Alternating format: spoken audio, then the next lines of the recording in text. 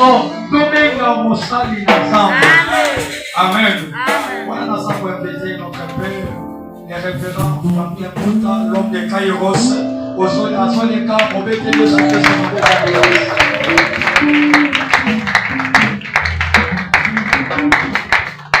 Ça va Nzamba pour la biso. Est-ce que vous manifestez cette loi pour la biso? Toujours dans la rapidement dans mon candidat, il y a Apocalypse, chapitre 5. Mais il y a un toujours qu'on a connu Apocalypse 5, premier verset, qui nous a 10e verset. On connaît aussi Apocalypse chapitre 6, verset 1er, qui nous a 17e verset. Amen. On connaît aussi Apocalypse chapitre 7, qui nous a Souka. Et on connaît Apocalypse chapitre 8, verset 1er, qui nous a 13e verset. Mais toujours dans Apocalypse chapitre 5. Ce qui est le moment où on a Daniel Bichot rapidement. Apocalypse chapitre 5, Voilà. verset 10e. On a premier verset. Tu vas dire la première verset, tu vas dire Amen. Puis j'ai vu dans la main droite de celui qui était assis sur le trône un livre écrit en dedans et en dehors. Et namoni na loboko ya mobali ya moto ya vandi na ngwende ya bokonzi buku moko ekomama na kati pe na libanda. Scellé les 7 sceaux. Bongo bakangaki yango na 7 sceaux. Et j'ai vu un ange puissant. Bongo namoni mwanje moko ya nguya makasi qui criait d'une voix forte. Babandaki koganga vraiment makasi koleka. Qui est digne d'ouvrir les livres. Nani oyo azali sembo ya kofongola buku oyo. Et de rompre les sceaux. Pe ya koyeba kobuka bipekiselo. Et personne dans les cieux ni sur la terre. Moto moko te na se pe moto moko te na likolo. Ni sous la terre. Ata na se ya mabele te. Et puis ouvrir les livres ni les regarder. Moto moko te azala makoki ya kofongola buku pe otala yango. Et j'ai pleuré beaucoup de ceux que personne ne fit trouver digne d'ouvrir les livres ni de les regarder. Laki mingi po moto te azalaki pona kofongola buku yango pe pona kotala yango. Et l'un des vieillards me dit, moko ya bampaka lobi nanga ne pleure point. Olela te. Voici les lions de la tribu de Juda. Tala kosi ya libota na Yuda. Les rejetons de David. Mosisa oyo simbi bomo ya David. A vaincu pour ouvrir les livres et ses 7 sceaux. Ye alongaki pona kofongola buku oyo pe kobuka bipekiselo nango 7. Et j'ai vu au milieu du trône et des 4 êtres vivants et au milieu des vieillards. Bongo na moni na katikati ya trône na katikati ya ba mpaka pe ya bikela mona bomoi. Un agneau qui était là comme immolé. Bongo mwana na mpate moko azalaki wana lokola ba Seigneur. Tobetela ngo maboka bien tovandi. Loba na Nzambe esengeli ososolo yango pe oyeba. Depuis ce moment to bengi grandir. Alléluia. Ezali koko kola. Alors on a lobaki la première édition que okola eza souhait ya mwana nyonso. Mwana nyonso arevaka a koma grand. Ngape na reva okoma grand. Alléluia. Abeta lisolo na première édition nazo kende école. Akutinge komoko avandi na se ya nzete ya manga. Azomela ti ya miliki ya kitoko lipa atemaki na kati na bianga pe mkono okola na omela gapo. Alléluia. Pe paragnon so posa na yezalaka ke mwana na ye oya boti ako akola. Pona nini mwana kola parce que para ayebaka ko se décharger na ba responsabilité mosusu. Et aussi paragnon so qui mwana na ye na akoli ya bien. Ya kokola kaya molai te mais akoli vraiment ndenge moto akoli complet. Para nyonso akomaka na esengo pa betaka tolo. Bongo te. Bona nini parce que ayebi maintenant likambo oyo ekoyela ye akobundango ye moko te. Akobundango na nani? na bana na ye oyo bakoli déjà parce que bana soki baza mikie ba yebisaka bango makambo balesaka bango basalelaka bango nyonso oyo balingi. Mais en réalité soki mwana akoli parent nyonso ayebi ke soki eyindeli ye akokobenga mwana na ye. Qui peut dire un amen à bien? Amen.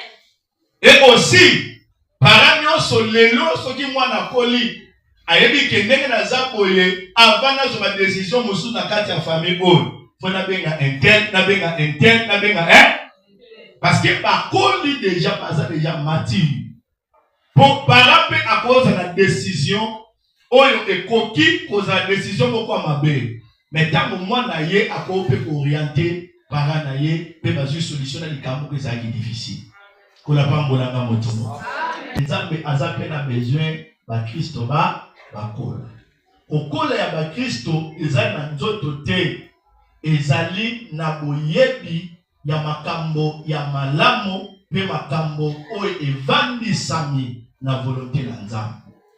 Alléluia. Moto oyo ayebi nde akweyaka na libulu. Moto oyo ayebi nzela na ye ezalaka molili te. Nzela na ye ezalaka na pole. C'est pourquoi Bible dit que mon peuple périt parce qu'il manque la connaissance. Or que la connaissance ezalaka pona bana mikete. Omoni okomona mwana muke ya 2 ans, ya 8 ans, ya 10 ans, azana connaissance makasi. Yebake mwana wana azamuke na nzoto. Na molimo na ye azana esprit moko o peut-être ekoza pe mukola tata na bango. Oh, to ba amen bien. Amen. Marie abota Jésus, non? Tu comprends, non? Mais en réalité, makambo yeso alobaka. Et maintenant okamwisa Marie, ezokamwisa Joseph, ezokamwisa même nganga na Nzambe parce que enveloppe o bande komone pe mwana bango elongi wana ezaki enveloppe ya ba kati na mwana Jésus moto azalaki kuna babenge la Saint du jour. Amen. Alléluia. Babenge la Saint du jour. C'est lui le commencement de toutes choses. Alors c'est comme ça que Dieu aussi a besoin que bana na ye totika la kaka babisimite mais Nzambe a besoin motonyoso akola na mundi. Alléluia. Alléluia. Qu'on a besoin motonyoso akola. Alors to zolobe la grandi teme moko izalaka makasi mingi le mystère des livres c'est scellé.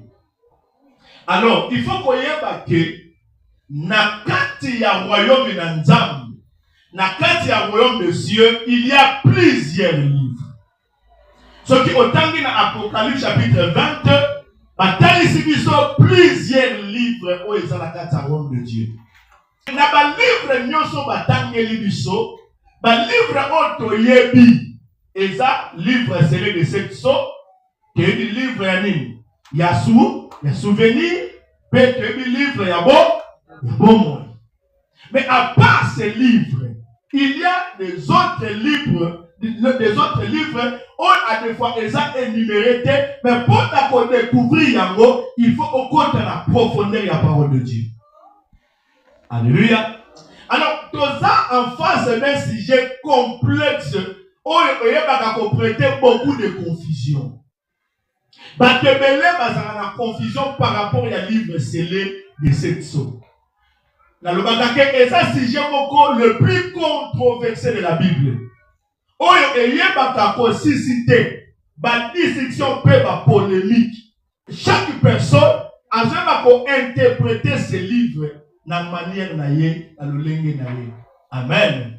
Alors na evangeli ya ko tanga Apocalypse chapitre 5, biso nyonso toyebaki ke quand l'agneau azofongola livre scellé de cette sorte, tu ne vas pas maintenant et sengo makambo na biso nyonso effort efongwami na pe na te yango bongo le amen a bien comme ça na toka na bi agneau fongoli livre scellé de cette sorte et tu dis que libala na nga pe fongwami c'est bon, c'est la foi. Amen. Na makambo na Nzambe il y a des choses autres baka ko relier par rapport à notre foi. Et quand on le mabe, mais yo soki osali yango na ndenge ya kondima na yo, et même le pe makambo malam. Qui peut dire un amen bien? Alléluia. Mais c'est essentiel que toi bana na nzambe pour que bana na nzambe basosola l'essentiel de la vérité la parole de Dieu. Pe bayeba wapi oyo eza mokano na nzambe. Les 7 histoires ya Apocalypse ezali livre moko oyo englobe le jugement de Dieu et la rédemption. Vous demandez amen bien? Eza livre oyo ebombi bisambiselo na nzambe, ebombi ba punition ya nzambe oyo eza déjà arrêté depuis le ciel, bongo ekoyeba ko s'abattre sur la terre pendant le temps de la fin. Alléluia. Pourquoi tozolo belango lelo? Parce que nous sommes au temps de la fin. Ngana yo toyebi que le livre scellé de 7 sceaux eza livre de Dieu fongwama. Nana ça d'accord nana. Et fongwama déjà. Amen. Amen. Nous sommes comment? Na Bible sonne toyebi que livre scellé de 7 sceaux eza ni. Et fongwama non? Mais je vais vous dire une chose, que le livre scellé de 7 sceaux et fongwama na noté les livres scellés de 7 sceaux s'ouvrira. Amen. Pourquoi? Nous allons comprendre, nous expliquer. Et puis, nous avons dit pourquoi le livre scellé de 7 sceaux n'a ne font pas mater. Et puis, pourquoi nous avons dit pourquoi nous avons déjà fait parce qu'il y a Daniel chapitre 12, verset 4. Dans Alakisa Daniel Makambo a dit sceller la vision de ce que tu vois. Amen. Batu bakoyeba yango bakotanga ngo na mikolo ya suka pe batu bakotanga ngo bakozwa mayele. Amen bien. Kola pambola motombo.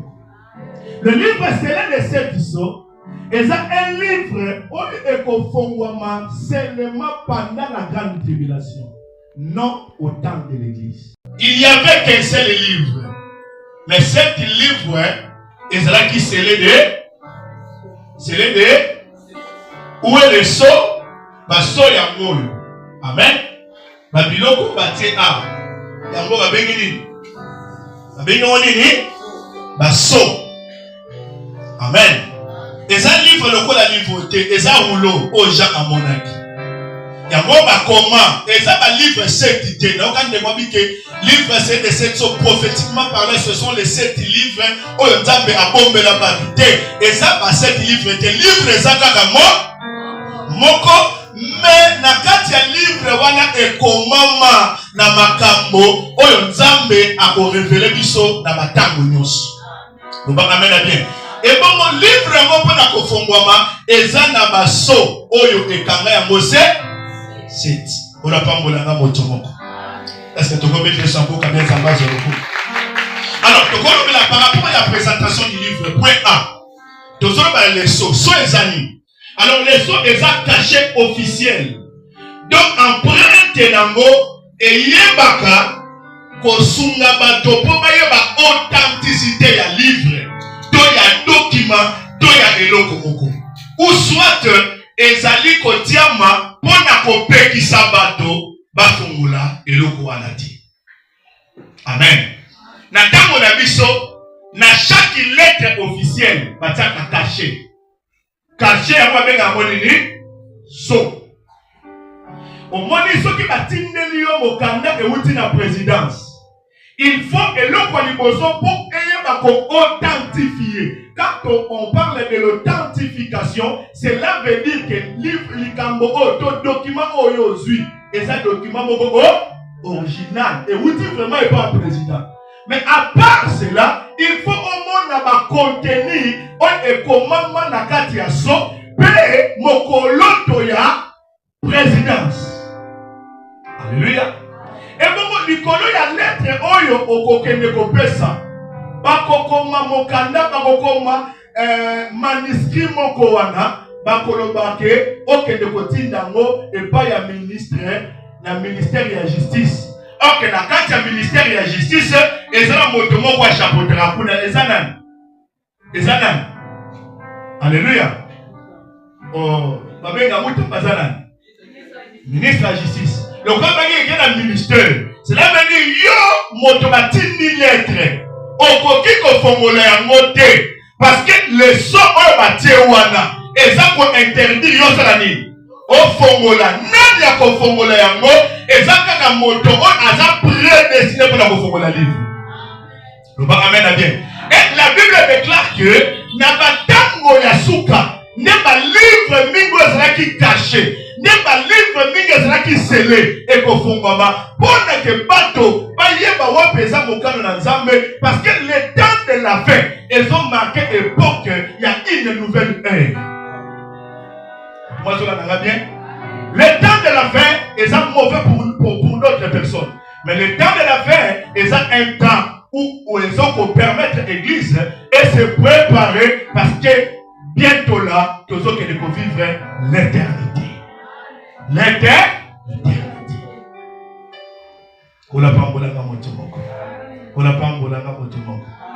Donc, na kati ya makambo nyoso, esengeti bake le so, ezana makambo ebele, o peut-être oyo oyebite. Tango ya biso awa, batiaka caché. Mais na tango ya bajan, na antiquité, na tango ya kala, babandaki ko sceller les documents. Utilité ya so ezanine. Première utilité c'était pour protéger les documents ou pour protéger le bien de quelqu'un. Et deuxième but nango ezaki pour na ko rendre droit de propriété na eloko moko ya moto. Alléluia. Donc eloko batie so ozana droit te ya ko fongola ngo soki kombo neza likolo ya eloko alate. Papa Tindo qui n'est pas papa libéré. Ok, ne copie sa lettre. Cela veut dire que na yo ozokende. Anta babeti yo okofongo la lettre wanate. Et kokonga kino esika. Alléluia. Et que de esika motoana nda kofongo la yango. Pour ezana ba lettre mosusu et bomba ba code secret.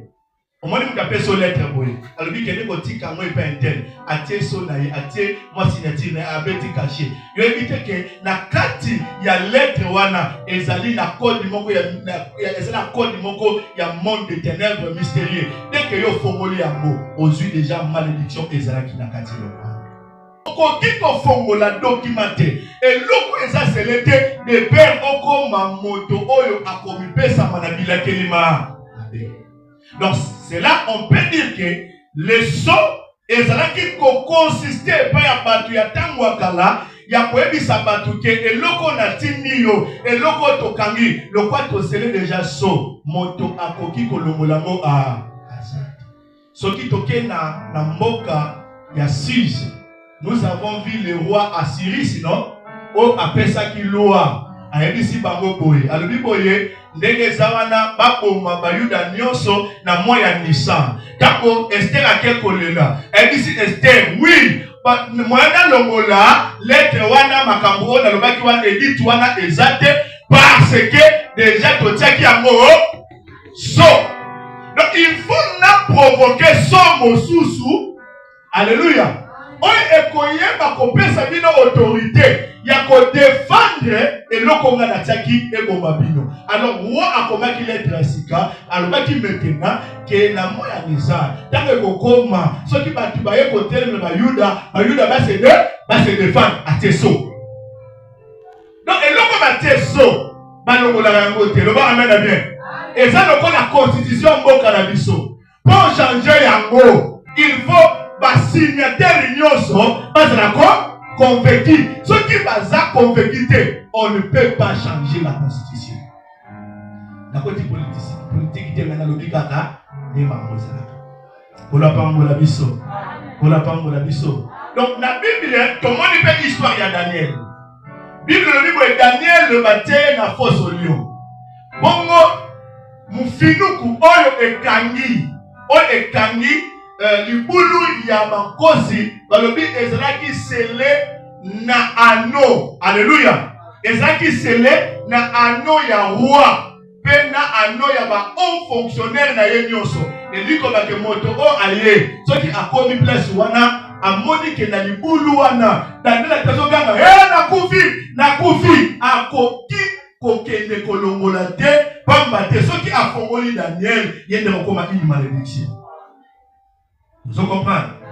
Bon qui paye Jésus-Christ tango batiaki ye na tombe. La Bible déclare bayebaki kosibika mais baselaki yango peso so ezalaki nani ezalaki les deux soldats o batikaki wana lokola batelemaka ya wana ntango ozoleka bayingi oyebi soki ntongo wana mopusa na eza te parce que eza déjà scellé de sceaux oyo ezalaki basoldat babande kobatela oyo ezalaki ntongo ya Jésus-Christ.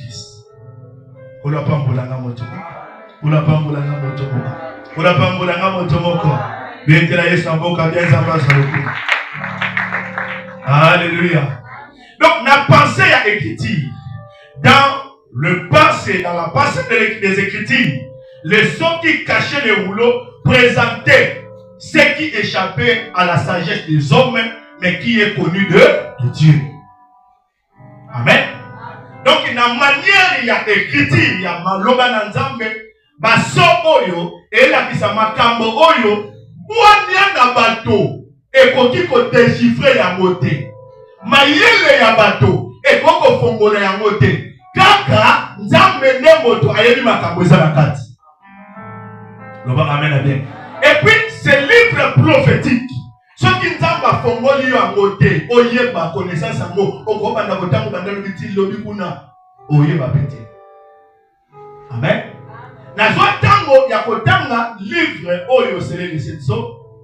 Na zwa tango ya kokoma, so na bilisi bino kaye o na koma histoire makambo wana, eza kaye o eza daté na silisango na 2000 na bandango 2014, na ko silisango na 2016. Le bar amène bien. Mais pas le bar amène bien.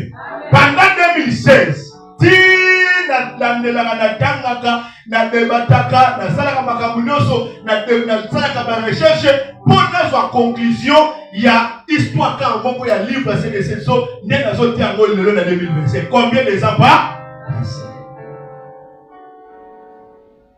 Tout cela pour comprendre mieux cette écriture. Et il y a des choses dans le bénéfice de la grande tribulation, n'a soit enseignement, il y a grande tribulation car en 2014. Mais ils ont un locomoko, on a dit que là qu'on comprend dans le côté, ils ont ajouté il y a 30 jours, là 45 jours. Pour le moment, on est alléluia.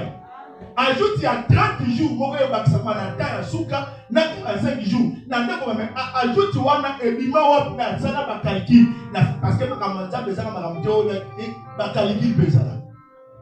La Bible déclare mon toit na mayelo et Seigneur a calculé le nombre de la bête et sa nombre 660 et trouble la kangai pour naïba ajoute il y a 30 jours na 45 jours.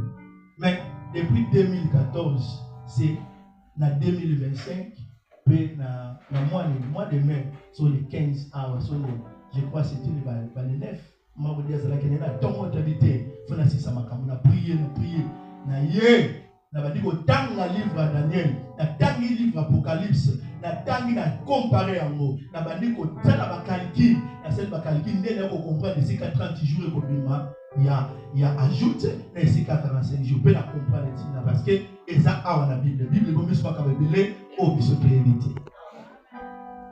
Amen bien. Mais lorsque tu comprends la musique on va tout expliquer.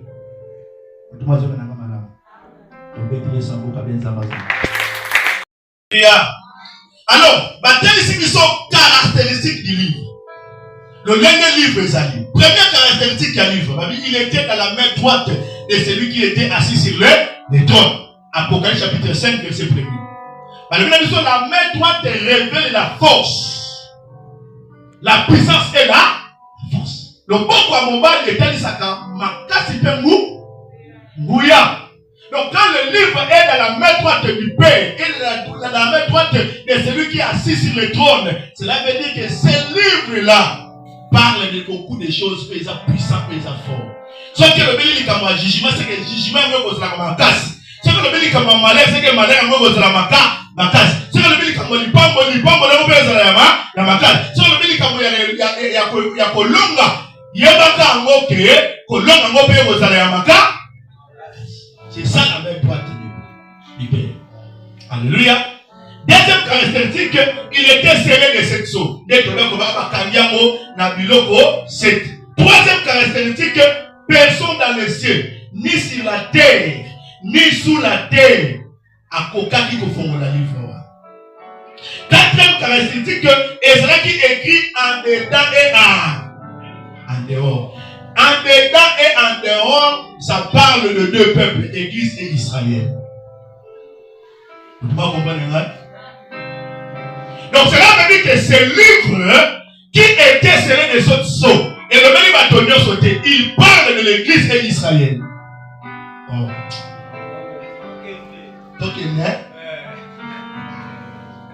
Amen. Et le même des peuples, l'Église et Israël. On peut dire aussi, le point de l'Église est dans la carte de la nation, on peut dire que le béni de la nation, parce que la carte de la nation peut être dans la makambo et dans la carte. Et le béni de Israël. C'est pourquoi, il s'agit que Nzambe ya Biblia azalaka ndumba te. Alléluia. Atambo na pena basi mibale te. Tango azalaki Nzambe ya Israël, akomaki mosika ya bato ya o babeli bato ya bikolo. Tango abalumi miso ya bato ya bikolo, akombe mosika na Israël. Donc cela veut dire que moi dans Nzambe olake, fona ke na Israël fona so nguya kuna ezate. Nguya ezali na moto nyonso oya ndimeli Yesu lokola kolo pe mobikisi. La Bible déclare à pesibiso mo kontinaye molimo mosantu akitika tina biso nebongo tokoki koloba lokola Nzambe tokokosa lokola Nzambe tokokosala makambo o batu basala te me biso tosala yango ezala na nazala ngelo bo. Alléluia. Il était écrit en dedans et en dehors. Le livre fait pleurer Jean de ce que personne ne trouvait digne de l'ouvrir. Sixième caractéristique, ce livre-là, c'est les exos, déclencher l'adoration, de prière de saints au ciel, et un cantique de la part de 4 êtres vivants, et de 24 veillards. Tango agneau aligné à Fongola et déclencher louange et adoration. Alléluia. Donc cela veut dire que c'est un livre le quoi livre de l'hostie. Bon, n'a pas angélou dans la maison pour nous sentir pour la livre de sa vie. Ils ont fait moi. Même maintenant, Batoyo, Bazana c'est normal. Bazo pour nous sentir. Qui peut dire un amen. Tu veux que ça vous gagne ça à Pangola. Alléluia. Pour le Pangola na motomoko. Alors, il a mis sur la 7e caractéristique, les livres, ils ont déclenché louange sur la terre et sur la mer. Donc, le livre, il va déclenché louange au béni universel. Il y a un qui s'est dit que Makamwa Nzambe, ce qui Nzambe a lié à Salanayo, a commémoré ici Kabato Bakanamité. Parce que Nzambe a tika la Kanza. Parce que Nzambe a Bukana Mutite. Donc, il faut-il avoir confiance. Amen.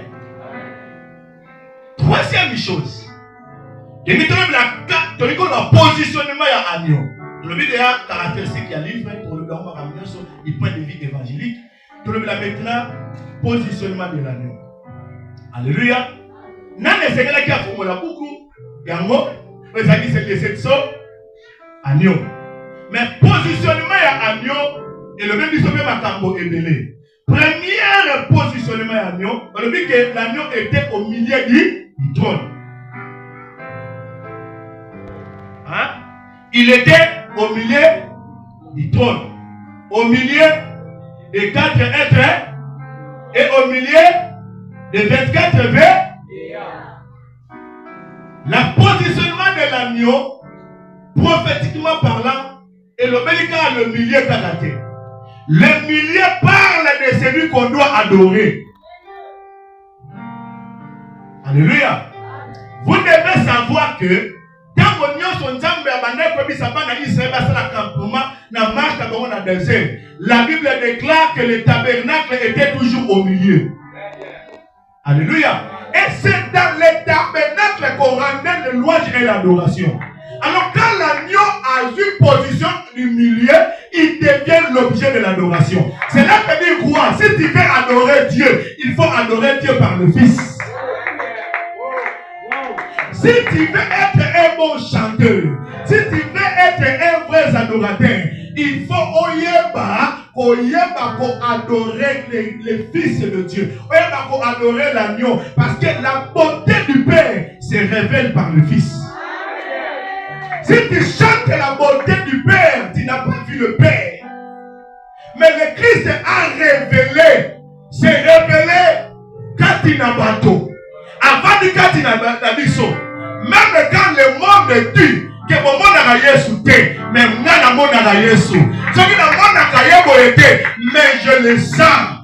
Na bisa le minaye. Et puis ce que sali n'a comprendre que awa Yesu ne montre sali. Vous devez savoir une chose. Et pour ça le mandenge ni na Franklin na yepa mutaza na mbasu. Na sambeli pour na mbasu muteseni.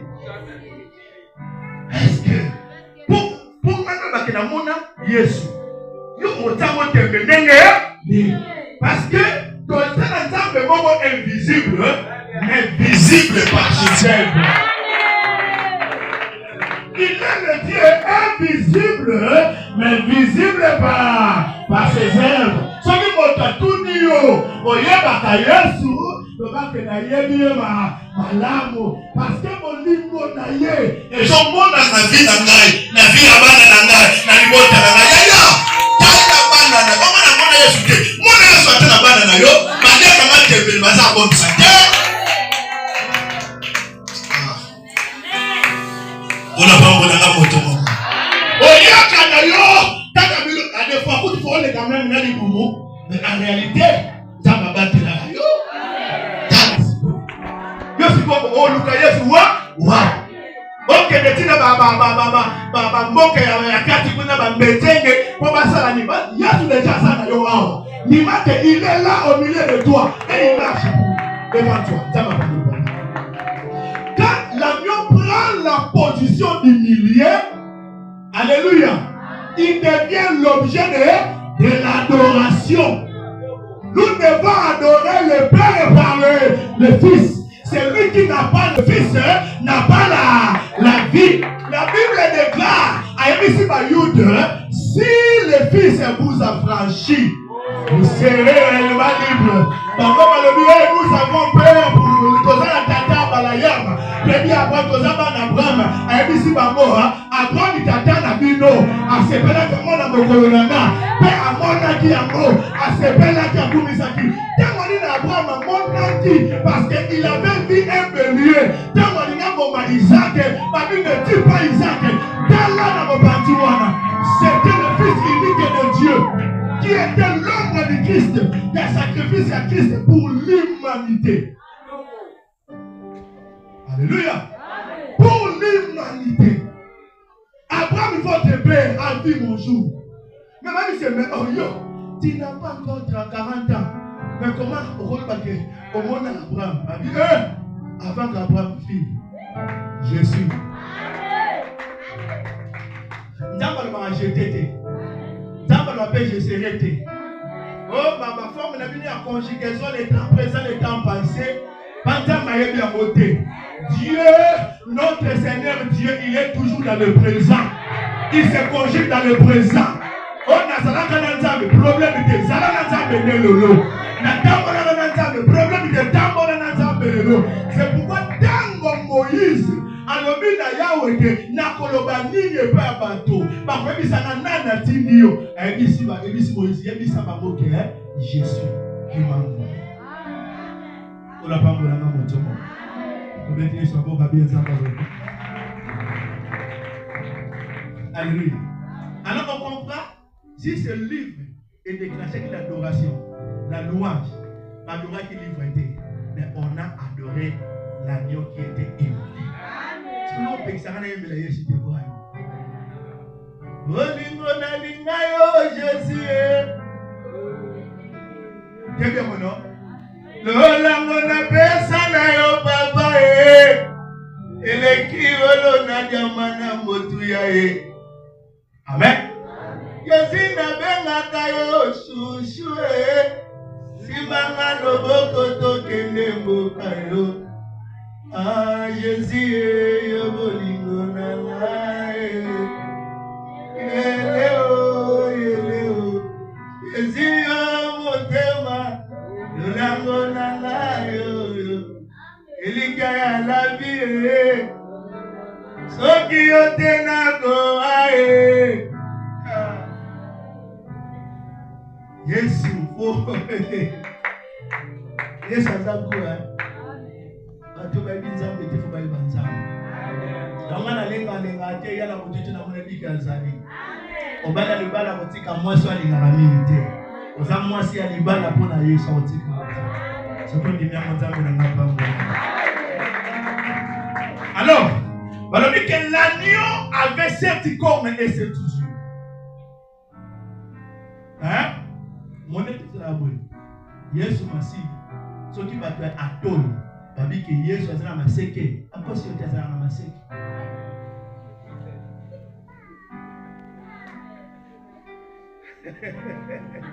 Yesu azana maseke. Mais maseke na élu mamamosi. Et il a aussi ce trait parce que les cornes dans le livre de Daniel, toutes les cornes présentées, alléluia. Toutes les cornes présentées et pas il y a ma bête ne pas bimaki na mai, abimaki na mokili. Ba tête wana so on a présenté le royaume et le roi. Comprenez-vous? Toutes les cornes présentées le royaume et le roi. Alors Jésus c'est le roi, le Seigneur, le Seigneur. Il faut attendre la maseke 7 parce que le 7 il parle de la totalité. Yende asukisa makamonyo yos. Roi mon côté à kokane Yesu Masi. Le 7 cornes avait 7 cornes. Cornes et combien de yeux? Nana yeux tu as combien de yeux? Il y a combien? 7. Alléluia. Alors les 7 cornes c'est la puissance et la force. Abandonnez bien, les 7 cornes c'est là. Et là, les 7 yeux parlent de la lumière et de la révélation.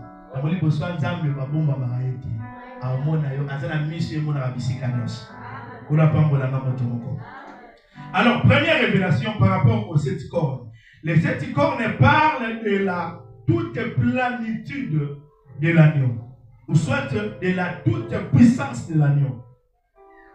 Donc les 7 cornes, et autres dalisa mouya ya makasi ya mwana naba. Cela démontre que le Seigneur Jésus-Christ est le tout puissant. Parce que Nzambaza, Nzambe ya ba chiffre. Alléluia. Nana koloba amen à bien. Donc première révélation, de 7 yeux. Et sur la mission, les 7 esprits de Dieu ou de la plénitude de la personne du Saint-Esprit. Parce que la Kati, dans Mokili, il y a combien d'esprits de Dieu? Il y a 7 esprits de Dieu. Nous avons l'esprit de connaissance, l'esprit de sagesse, l'esprit de révélation. Il y a des esprits de Dieu. Mais nous sommes tous les 7 esprits de Dieu. Et van le Père le Saint-Esprit. Vous comprenez? Donc le blâche il y a 7 esprits de Dieu. Donc le Saint-Esprit. Au atoni sama na bokasi nyoso ya nza. Donc cela veut dire quand l'agneau de Dieu azali na 7 yeux, cela veut dire c'est lui qui a le Saint-Esprit de Dieu, c'est lui qui est le Saint-Esprit. Deuxième révélation, les 7 cornes parlent de l'omnipotence de Jésus-Christ. Donc cela veut dire Nzambe azana makoki ya nyo. Deuxième révélation par rapport aux 7 yeux, les 7 yeux parlent Yakoko Kisama et Makambonio. Non, c'est pourquoi Nzambe a utilisé le chiffre 7.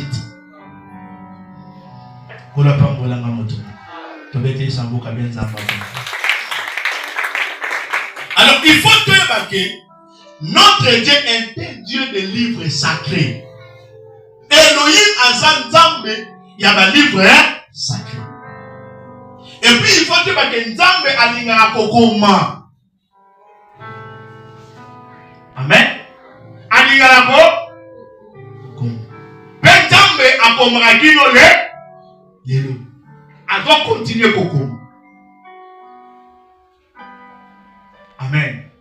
Azan zamba ba livre sacré et c'est que koyeba ke na kati ya ba livre na nzambe nzamba azan ba livre céleste azan na ba livre terrestre. On aime bien. Nzamba azan ba livre na likolo, père na ba livre awana na se. Amen. Par rapport à livre aux nzamba azan nango, il y a des livres de vie, livres de souvenirs, livre à loi. Alléluia. Livre à loi. Josué 1 et 8. Le mini. Donc, il y a un livre de la loi. Alléluia. Il y a le livre de l'Éternel, Ésaïe 34, verset 16. Consultez les livres de l'Éternel. Bon, il y a pas autant de beaucoup ya yao. Et lisez, aucun d'eux ne fera de faux. Betanga makambo nyonso ya nyonso ezana eloko moko te na livre moko te ya Nzambe ezana makambo moko ya lokuta. Ni l'un ni l'autre ne manqueront. Voilà, c'est la parole du Seigneur. Le livre est tout support sur laquelle Dieu écrit quelque chose. Ça peut être une parole, une vision ou une prophétie. Hein? Amen. Amen. Abandonnez bien. Du point de vue évangélique, livre et un support nyonso. Mon support et vous allez voir faire. Le colaka. Livre et un support nyonso nzambe azokomela. Et cause à la liloba, et cause à la émoniseli, et cause à la vision, et cause à la paix prophétie. Alléluia. Pourquoi? Parce que Nzambe akomaka na ba ulote. Dieu aussi akoma na ba mille. Akoma pe na mitema ya ba. Nzambe akoma na mutema mutema wote hapo. Nani Nzambe akoma na mutema naye? Oh. Akoma na bana na mitema na bi. Tatu la mwa mikolo na mulapambola na moto. Alléluia. Alors, akomaka aussi même na vie ya bato. Omoni ba vie ya bato mosusu eza livre ya Nzambe. Oh, on doit comprendre matin. La vie du point de vue est vie ya bato. Vie ya moto mosusu eza na livre ya Nzambe. Bato mosusu ba vie na bango. Soki otali yango bandi kotangela yo eteyi yo bana. Échanger pende no bomoni na makamba. Lokola ba Wesley ba changer ba lenga so sala musala Nzambe. Alléluia. Ba amen bien. Donc moto à cause de la paix livre. Donc ta vie est un livre. Du point de vue évangélique, ta vie est un livre. Alléluia. Ta vie est un livre. Oyebi soki otangi na makomi na Nzambe. Otangi na makomi na Nzambe. Bible dit que ba Yuda ba memaki epa na Yesu mwana mwasi moko boye o bakangiye na mbeto mobali mo.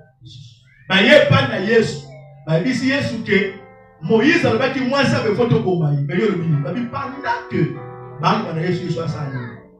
Akoma. Yesu aloko mapamba te parce que Yesu abanda kokoma histoire mosusu na vie ya mwana mwasolo. Là on met la tête sur boka bien. Alléluia. Alléluia. Donc du point de vue évangélique, quand Jésus-Christ a kokoma na mabele, Yesu Christo abandaki kokoma na vie ya mwana mwasolo. Et puis soki Nzambe a commis na vie ya moto tikala jamais le même. Amoto ba komana na soki Nzambe a commis na vie na yo kotikala jamais le akoma na bomo ya Moïse. Aïbisa Moïse, je t'ai fait Dieu devant Pharaon. Donc Moïse, le coup Nzambe alobaki maloba elati enzoto liboso ya Pharaon a mon Nzambe. Pour nani Nzambe asalaki Moïse Nzambe liboso ya Pharaon parce que mon Pharaon yemo pas aki Nzambe parce que azalaki le maître de double demeure. Mon doit côté mais la Pharaon fait ça Nzambe. C'est pourquoi il fallait qu'il Nzambe asala Moïse. Nzambe pour à défendre, appuyer ça, le maître de double de main. Pharaon, il gérait des choses physiques et il gérait des choses spirituelles. Quand Nzambe né, Azrakana, commandement, Makambonios, Algéra, même pas Pharaon, c'est pourquoi Kolo a béni du sopé tout ça, Nzambe. Il dit que le quoi tout ça, Nzambe, au Koko gérer qui doit la famille. Dans la Kolo, Amen, Amen. Alors, ce qui t'ont dit que vie n'est libre. Cela veut dire, le corps la libre, c'est de cette sceau. Et ça, auprès de Dieu, c'est qu'il n'a pas dans un bon mot. Il faut se faire un on n'a pas pour la norme. Il y a posé un bon mot, non? Parce que libre, c'est de cette sceau. Et bien, ce soit caractéristique. On va dire que libre est Ezra dans le boko ya mobali. De même que vie n'angana yo eza na loboko ya mobali ya tata eza na te na loboko eza maloba ya naza kola tikala koloba teke nous sommes dans la main gauche autant la Bible donc lokola livre eza ki na loboko ya mobali ya tata ndenge moko bato bandimeli Yesu Kristo vie na bango eva na loboko ya mobali ya tata donc soki eva na loboko ya mobali ya tata elingi koloba ke moto moko te akoki kobotola na maboko na Nzambe mwana Nzambe ya solo. Kama mwana Nzambe esengeli kobanga te lokola livre c'est de cette sceau ezaki na loboko ya mobali ya tata moto moko te akokaki kofongola mosoki ye moko te de même aussi vino lokola simba na loboko ya mobali moto akolonga yo azate lobaka wanga na Nzambe oyo abenga yo mais soki oza toujours epa na Nzambe oza toujours na loboko ya mobali ya tata. Alléluia. Et comme le livre est scellé Yabakamo vie na yo présent scellé.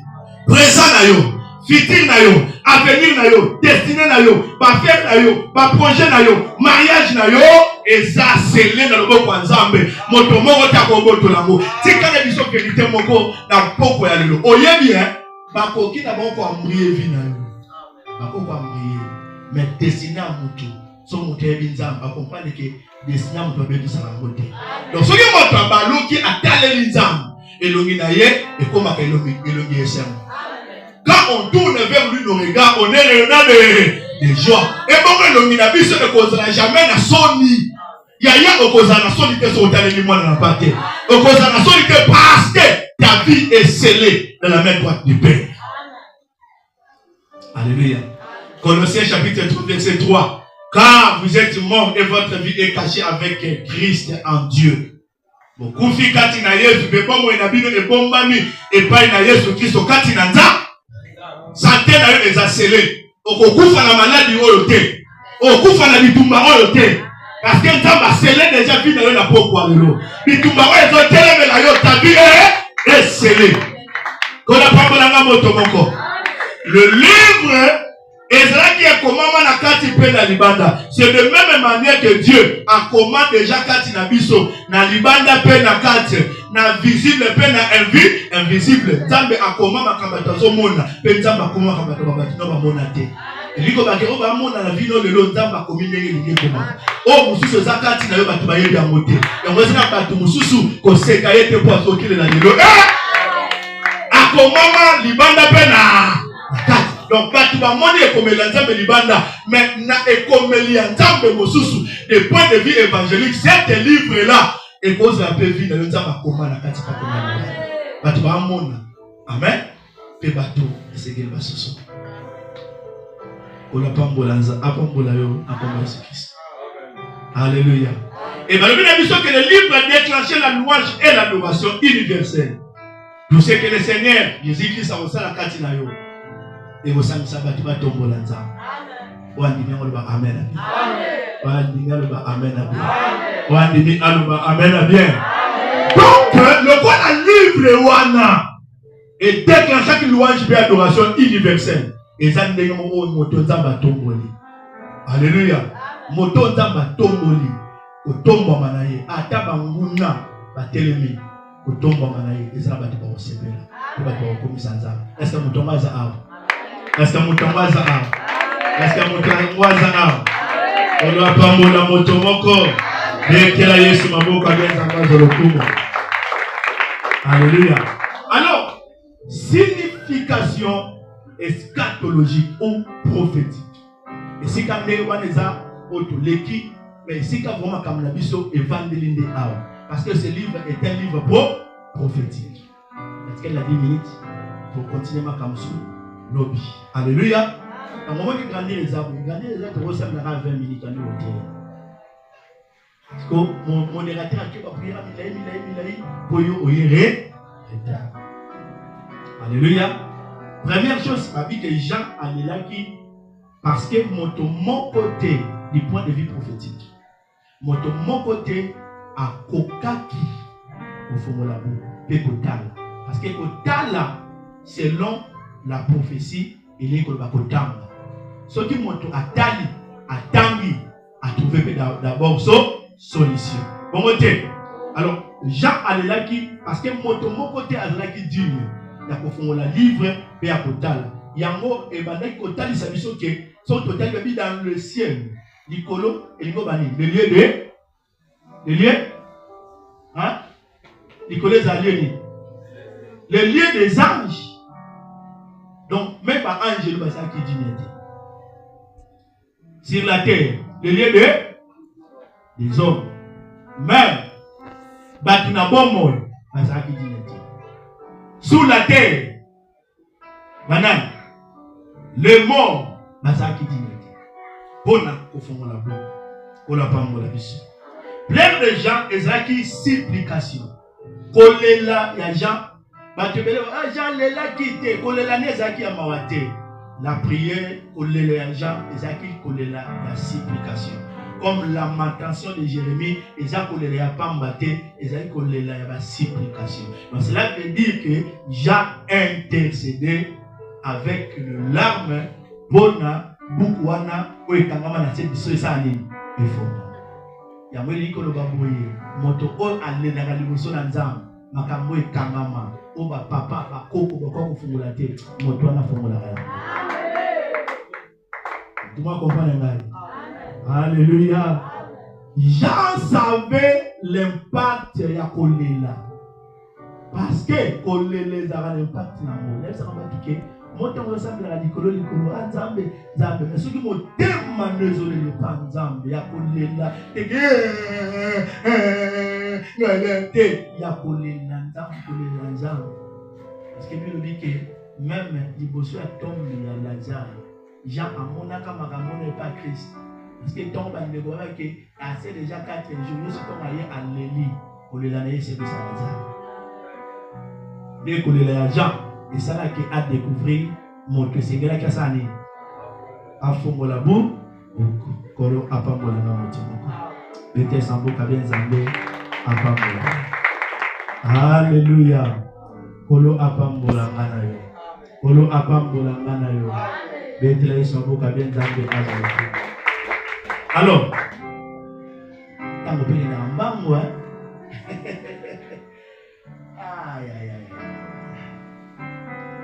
Tango kina mbangu. Alors, on est dans le baboui. Livre c'est les 7 sauts, les a partagés dans combien de chapitres? Combien de chapitres? Hein? Chapitre combien? 1, chapitre 5, 2, chapitre 6, 3, chapitre 7, 4, chapitre 8. Les a 4 partagés dans 4 chapitres. Alléluia. Tous les 4 chapitres là, ils ont un makambo, on zamba lobi, on essaye de se trouver. Alléluia. Mais en réalité, beaucoup yango et font-moi premièrement par les 4 cavaliers de l'Apocalypse. Alléluia. Les cavaliers y a malheur. Les 4 premières sauts. Les 4 cavaliers. Alléluia. Pourquoi? Tous les cavaliers que vous voyez là, c'est l'Antichrist. Hein? Tous les cavaliers que vous voyez là, c'est là. l'antichrist. Nous avons avant de continuer le but, la première chose, les fondements et titres aucun. Nous sommes d'abord permettre aussi Seigneur, celui qui aussi ça d'être relevé là, livre c'est chapitre 2, bon non, mais l'ingos ça la comprendre mon gars. La bandeli a bien. Tous les 4 cavaliers, bon, tous les cavaliers où ils allaient dans l'Apocalypse, Yebakango, c'est l'antichrist. Amen. Et Zanani? Antichrist. Est-ce que l'antichrist est approché pendant l'église ou après l'enlèvement de l'église?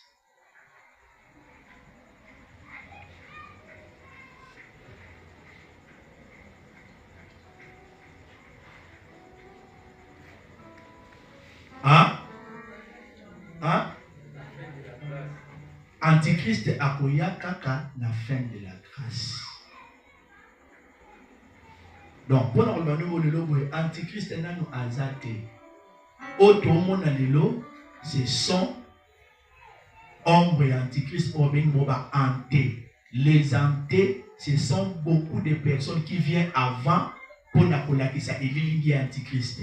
De même, kolo alakisa ki kufa ya agneau na lisolo ya nani? Il y a Abraham, na Isaac, na ngomba kuna. De même aussi, l'histoire ya Isaac et Isaac ombre. Nege mongope, makamune to mona mudezo finga kombo na Isaac antichrist te, Isaac ombre antichrist. Alléluia. La bandelle des Isaac ombre. Parce que antichrist Akoya après l'enlèvement de l'église. Ce qui première sont effondrement, il faut tout le monde apparition antichrist. Et si antichrist est hasard, pour vivre dans la mode. Hein? Pour vivre dans la cababoïté. Bah, tu peux pas le cababoïté. Et ça déjà, ça dit parce que par malheur, tout le monde a. Même à Nathan où il y a Jésus. Bah, malheur, au pays, ça l'a collé à côté à Bissot. Est-ce que c'est là qui est antichrist? Alléluia. Pas si ebanda kala. Pas si ebanda kala. Mais pas si otozo mona lelo. Na pas si oye kozala pona bato bakourate enlèvement et kokani. Donc, livre scellé de cette sorte s'ouvrira. Maintenant, il faut m'habiter. Parce que le banda kofongwama na apparition ya antichrist. Alors, esengeli maintenant banda na nzambe toye kolango lelo. Pour ceux qui ont raté enlèvement, au la paix sauvé, ils vont comprendre ma cambo. Oh, le bas amène bien. Le bas amène bien. Il dit que ça n'a pas si mal c'est qu'il y a église, mais aux ans bokonzali kolo bazali. Hein? La Kangi a expliqué le mot de continuer. L'ouverture, la première solo. Lobby. Expliquer le mot. Matthieu chapitre 20, verset 5. Colosse soit raconté cette histoire n'engue. Quand grâce est possible. Colosse le biboye. Bokondi ali kolo et kokokana na basi baseka. 10. Basi na lingala zomi. Voilà. Basi baseka zo. Mai basaba baseka. Oyo baba neko zela nani? Ando za babalia. Mubalia. Koma kede wapi? Hein? Mabenga woni. Nuit de noces. Et bien nuit de noces. Et puis de mobi na nuit de noces ko so bi loko ya tolia. Et puis nuit de noces. Ma tu papa la nuit de noces non? Oli kana ba mi ke baza. Alléluia. Si quand on est dans la nuit de et notre nuit de noces est durée pendant combien de temps? 7 ans.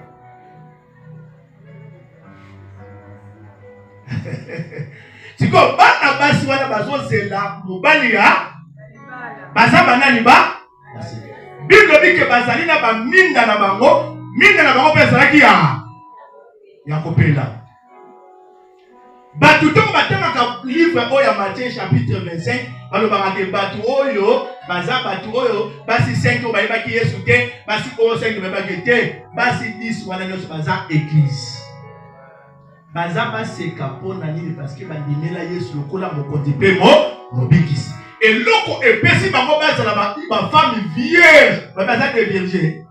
Baza ba femme donc atobota 7 bana liboso ya Yesu parce que ça non vierge. Na molimo siko na nzoto te.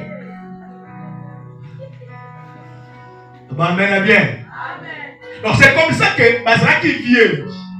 Or la virginité na bango ezolakisa par rapport il y a sincérité et il y a fidélité na bango. Cela veut dire toutes les femmes disent qui sont sincères et fidèles. Donc c'était des vrais chrétiens. Un point. Parce qu'ils sont vrais chrétiens. Mais ils ont connu des problèmes. Problème c'est que pendant qu'ils attendaient, pendant que cette femme-là, babandeki kozela mobali asani. Aya, mobali aumeli pona koya, basi ususu o bazaki sengi balemi. Basalini. Balemi basi découragé. Bamisu ba yimi basi découragé ki bamonyos. Mais problème ezaki ni. Babi senti ba garder mafuta na bango, pe ba garder muni na bango ya kopé. Personne qui m'a sous basalini. Ba garder mafuta te mwinde na bango kufi na cause la moba. Cela veut dire quoi?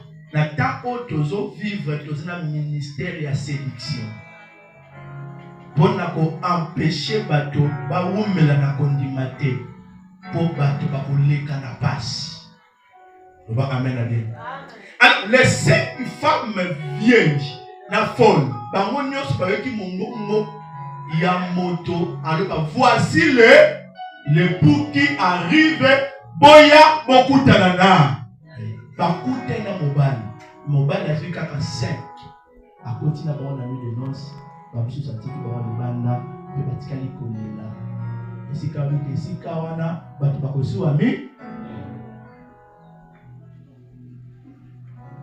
Basengi basi se baseka 5 mafuta babi de biso mafuta na biso to bateli bokende ko somba epai ya bato batekaka mafuta wako so mafuta te parce que na bato batekaka mafuta. Alléluia. Na bango basi baseka bango nyonso bazawana po kutana mobali non. Donc cela veut dire l'église est kokende na molimo santu waza moteki ya mafuta. Vous pouvez comprendre nga? Église est kokende na moteki mafuta qui est le Saint-Esprit. Ne comment bien nga pasteur ya na moteki pasteur ateka mafuta te. C'est le Saint-Esprit qui vend l'huile. Et l'huile est l'huile d'onction te. On a teka mafuta siko babaki basi baseka boza mafuta. Yaya l'huile wana ce n'est pas l'huile d'onction. L'huile c'est la puissance du Saint-Esprit. L'huile c'est le sang de Dieu. Oh et ça là yo comme moi nana. Alléluia. David le bi ilobana yo eza mwina na banzela na. Donc cela veut dire bana basi baseka bazaki na molimo mosantu, bazaki na mwina kopela qui était la connaissance. Alléluia. Parce que connaissance c'est allé moins mafuta ezana ni molimo mo musantu. Cela veut dire basi 5 babongisa ki molimo musantu bazalaki ya nzambe. Bazalaki anani? Ya problème ezaka ezaka te nazala ya nzambe tala peso ozalaka na molimo mo musantu. Il y a tala peso otambola kana nzambe. Poso otambola kana nzambe te oko traverser la grande tribulation. Mais il faut voyer que la grande tribulation il y aura les 5 vierges femmes au colo akoya kotanda bango loboko bazalaki baseni folle bango nde bakoye ba makambo oto te bino lelo ne babake pasteur Franklin Tiara biso boy to gomba mena beti te le colo yeso obiki sa bango à cause ya sacrifice na bondi ba ko pona colo yeso Les lois n'a pas dit mon sang qui est son immense pour yo. Mais après l'enlèvement de l'Antichrist, à quoi apparaître, il y a des gens qui font pour Jésus-Christ. Tu peux la